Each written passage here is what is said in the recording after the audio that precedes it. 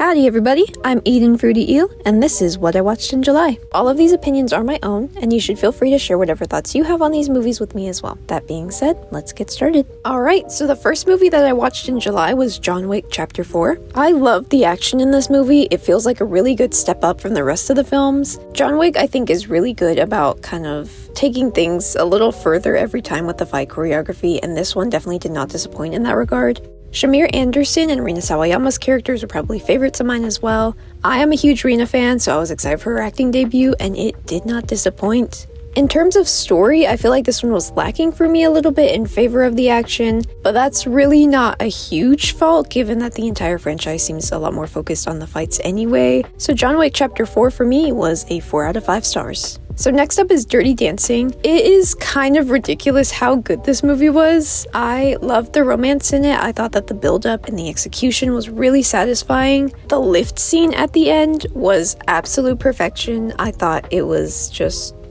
beautiful. I'm not too familiar with a lot of Patrick Swayze movies, but I thought that he was insanely good as a love interest. I might need to tune into some more Patrick Swayze movies in the future. I don't know, we'll see. So Dirty Dancing for me was 5 out of 5 stars. So next up is The Wolf of Wall Street. I was surprised that I enjoyed this, to be honest. I never knew that watching a bunch of guys doing drugs and having weird sex with women would be so interesting, but here I am. The phone scene was so funny. I thought that it was definitely the highlight of this whole movie for me. Also, Leo should definitely have won the Oscar for this. Come on, he was so good. So my only criticism with this movie, and the reason that it's being knocked down by a star, it kind of needed more Matthew McConaughey. So The Wolf of Wall Street for me was 4 out of 5 stars. So next I rewatched Top Gun Maverick. I consider myself a big Tom Cruise hater, but I cannot deny that the man makes good movies, okay? The first time I watched this was in theaters, and I can confirm that on the second rewatch, it is, in fact, still really good. Compared to the first movie, I would say that this is definitely way more fleshed out and develops the characters really well, but I wouldn't say that it's necessary to see Top Gun before Maverick to feel that way. I feel like that kind of translates. This one gets knocked down for having Tom Cruise, so 3.5 out of 5 stars. So next up is The Fabelmans. I had been meaning to get to this for a while because, this is a Spielberg-loving household. As a fan, I think this is a very beautiful look into how Spielberg got into filmmaking, and it is such a love letter to artists. I love that I could understand the story on a very personal level, especially in relation to the sacrifice and celebration that we as artists have towards our work. The performances were also incredible. I thought that Gabriel LaBelle was an excellent lead. He did so well as Sammy. My only complaint with this movie is that it does run a little long. Besides that, I thought that it was really enjoyable and I had a great time watching it. The Fabelmans for me was 4.5 out of 5 stars. So next is Tetris. I'm a big fan of Taron Egerton. I think he's a great actor. So I decided to tune in. Unfortunately, this was really boring. I feel like it tries a little too hard to make the antagonists seem evil to the point that they become cartoon villains, which given the premise is really unfortunate. It just makes it all seem too goofy, and I just did not like the vibe of it. The only scene that I really enjoyed with this was the holding out for a hero scene, because it at least had some interesting action going on. But beyond that scene and Taron's performance, I feel like nothing really sold me on this film. I just was not a fan.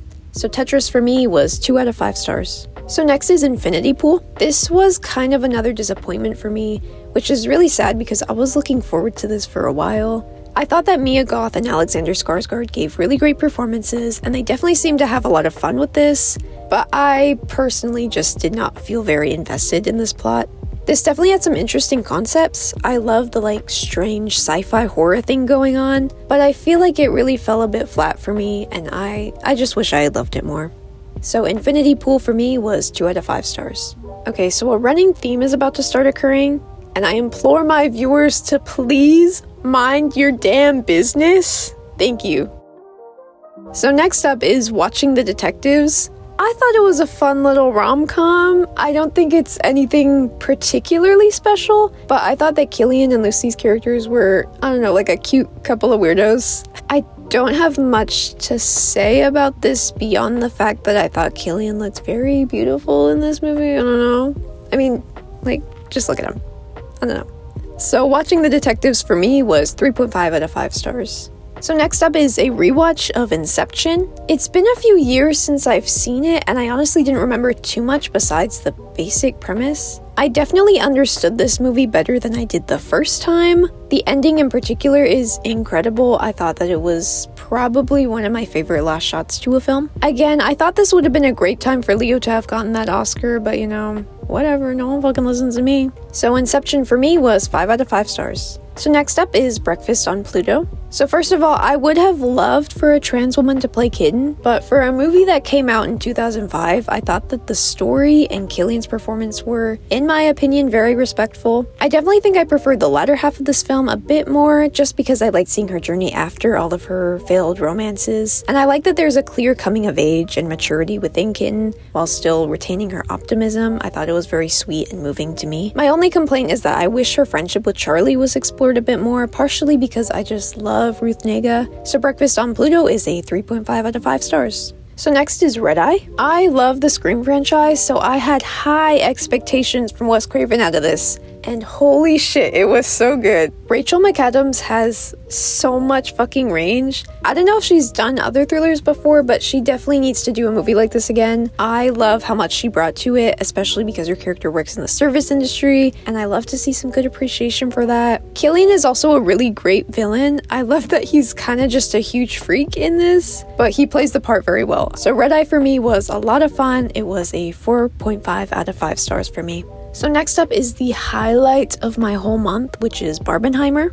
So the first one that I watched was Oppenheimer. I saw that one in IMAX as intended, and I was blown away by how good it was, no pun intended. I want to say that it's Nolan's best work, but I'm kind of on the fence between Oppenheimer and Interstellar as my favorites of his. I have not stopped listening to the score since I saw it. It is just that good. And there are so many good performances in one movie. Cillian, obviously as the lead, handles the role of Oppenheimer with all of the complexity necessary. Emily Blunt steals every scene she's in. Robert Downey Jr. has never been better than this. Rami Malek came in to remind us that he's an Academy Award winner, and Florence Pugh's role, although it is brief, has not left me. I could go on for the entire cast, but there is not a single actor on this set who did not deliver one of, if not the best performance of their careers on this film. So Oppenheimer for me was easily 5 out of 5 stars. So next I watched Barbie almost immediately after Oppenheimer, and it was absolutely perfect. I love the balance between comedy and drama. I laughed and I cried so much at that theater. It was such a fun experience, especially in a crowd. Greta Gerwig's writing is amazing because it can be so simple yet hard-hitting, and I thought that America Ferrera's monologue is a perfect example of that. It was delivered so beautifully. This film was obviously made with a lot of love, and you can see how the cast enjoyed it and nurtured it, especially Margot Robbie as the leading lady. They definitely had a lot of ground to cover in terms of portraying Barbie's legacy and discussing feminism and the patriarchy, but for the runtime that they have, they handle it so wonderfully, and they start a great dialogue about these topics. The last line of the movie is iconic. It had me laughing through my tears. It was definitely a great note for the movie to end on. So Barbie for me, again, was an easy 5 out of 5 stars. So next up I watched The Party. Dialogue heavy movies can be a bit hit or miss for me, but I actually really liked this one. The drama was fun to watch unfold. I liked the layers to it. The conclusion was also very satisfying since the opening of the movie is also the last shot of the film, so I think that it circles back really nicely. I definitely feel like this warrants a rewatch to fully appreciate, but I will say that the last plot twist is really fun and definitely worth waiting for. I also think that Patricia Clarkson and Cillian Murphy are really hot in this movie.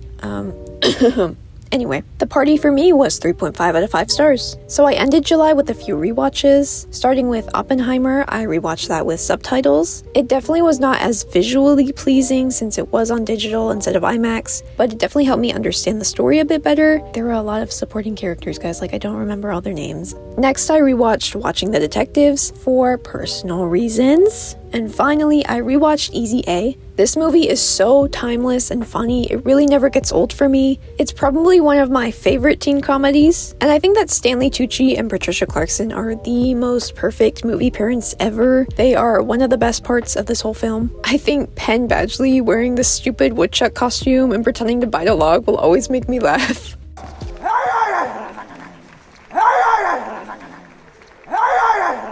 So Easy A for me is a 4 out of 5 stars. Alright, so that's everything I watched in July. I'm hoping to make a series out of this because I do want to go over my August reviews as well, so if you have any recommendations for what I should watch next, please let me know in the comments. I'll also link my Letterboxd in the description, so if you're curious to see what I'm going to be watching before the next video, you can give me a follow. And obviously I have to promote my channel, so be sure to subscribe and turn on post notifications. Thanks for watching.